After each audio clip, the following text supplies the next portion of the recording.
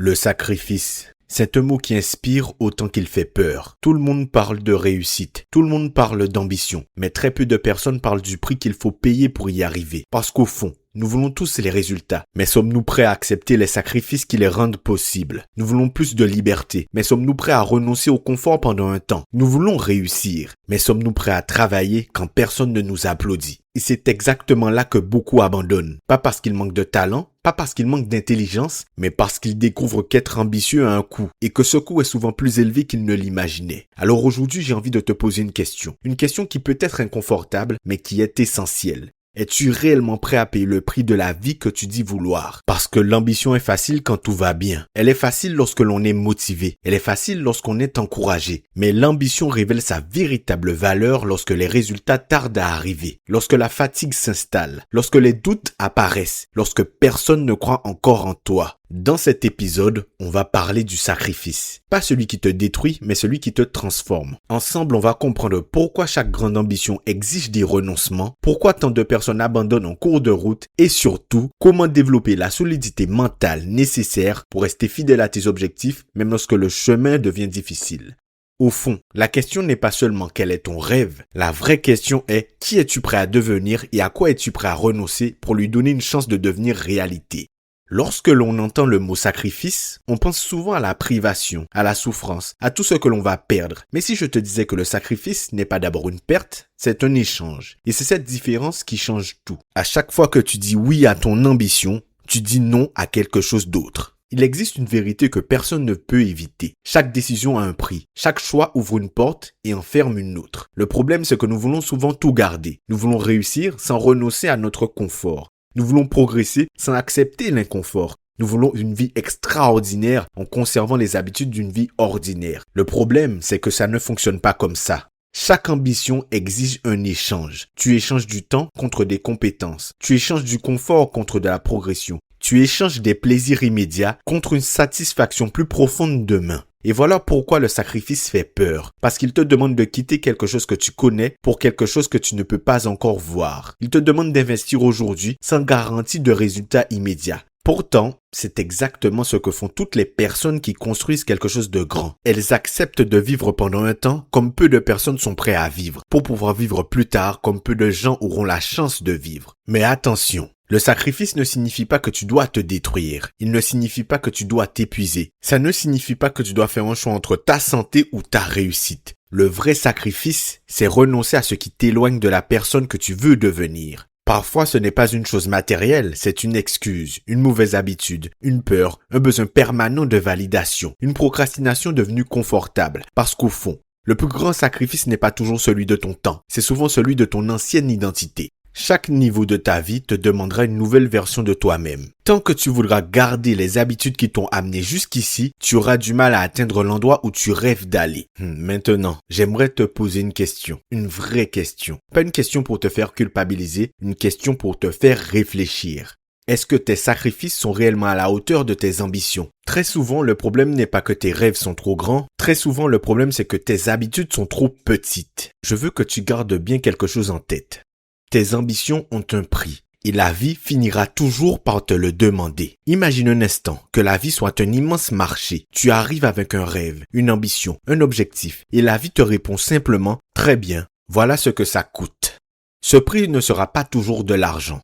Le plus souvent, ce sera du temps, de la patience, des efforts, des échecs, des remises en question, des matins où tu n'auras aucune envie de continuer. Et c'est là que beaucoup reculent. Ils veulent le résultat mais refusent le processus. Ils veulent la récolte mais n'acceptent pas les saisons où rien ne pousse encore. Pourtant, il y a une règle que personne ne peut contourner. Tu ne peux pas exiger une vie extraordinaire en étant engagé de manière ordinaire. Regarde les personnes que tu admires. On voit leur réussite, mais on ne voit pas les milliers d'heures invisibles, les renoncements, les soirées où elles ont continué pendant que d'autres abandonnaient, les moments où personne ne croyait en elles. Le succès est visible, le prix lui reste très souvent caché. Et c'est pour ça que tant de personnes pensent que certains ont eu de la chance. Elles voient le sommet, elles ne voient jamais l'ascension. Alors je veux que tu te demandes très honnêtement, est-ce que mes actions ressemblent vraiment à mes ambitions? Est-ce que mon agenda reflète ce que je dis vouloir? Est-ce que mes priorités sont alignées avec mes objectifs? Parce que tes ambitions ne se lisent pas dans tes paroles, elles se lisent dans ton quotidien. La vérité est parfois difficile à entendre, mais elle est libératrice. Tu n'obtiens pas la vie que tu souhaites, tu construis la vie à laquelle tes habitudes te préparent. Le monde ne récompense pas seulement ceux qui rêvent, il récompense ceux qui acceptent de payer chaque jour le prix de leurs rêves. La vraie solidité mentale ne consiste pas à souffrir davantage. Elle consiste à continuer à choisir ton ambition même lorsque le prix devient inconfortable. Et c'est là que naissent les conquérants. Finalement, être solide, qu'est-ce que ça veut dire? Est-ce que c'est de ne jamais douter? De ne jamais être fatigué? De ne jamais avoir envie d'abandonner? Non, la véritable force mentale est beaucoup plus simple et beaucoup plus exigeante. Être solide, c'est rester fidèle à ton ambition quand l'émotion change. Le plus grand piège, c'est de croire que tu seras toujours motivé. Tu ne le seras pas. Je préfère être honnête. Il y aura des jours où tu seras inspiré et d'autres où tu auras juste envie de tout repousser. Des jours où tu croiras profondément en ton projet et d'autres où tu te demanderas si tout ça en vaut vraiment la peine. La différence entre ceux qui réalisent leurs ambitions et ceux qui les abandonnent se joue souvent dans ces journées-là. Tu sais, les journées ordinaires, les journées silencieuses, les journées où personne ne t'encourage, les journées où le résultat est encore invisible. La vie te posera toujours la même question. Est-ce que tu crois encore en ton ambition lorsque tu ne reçois aucune garantie de réussite? C'est là que ton caractère se révèle. Pas lorsque tout va bien, mais lorsque rien ne semble te confirmer que tu es sur le bon chemin. Le mental de conquérant n'est pas un mental qui ne souffre jamais. C'est un mental qui refuse de négocier avec ses valeurs, qui refuse d'abandonner un rêve important simplement parce que la route est devenue difficile. Le mental de conquérant, c'est celui qui comprend qu'un moment de fatigue ne doit jamais décider à la place d'une vision. Parce que tes émotions changent, ta vision, elle doit rester. Plus tu tiens tes engagements envers toi-même, plus tu développes quelque chose qui n'a pas de prix, la confiance. Pas celle qui vient des compliments, pas celle qui vient des résultats, mais celle qui naît lorsque tu peux te regarder dans le miroir et te dire « Je sais que je peux compter sur moi ». Cette confiance-là, personne ne pourra te l'enlever.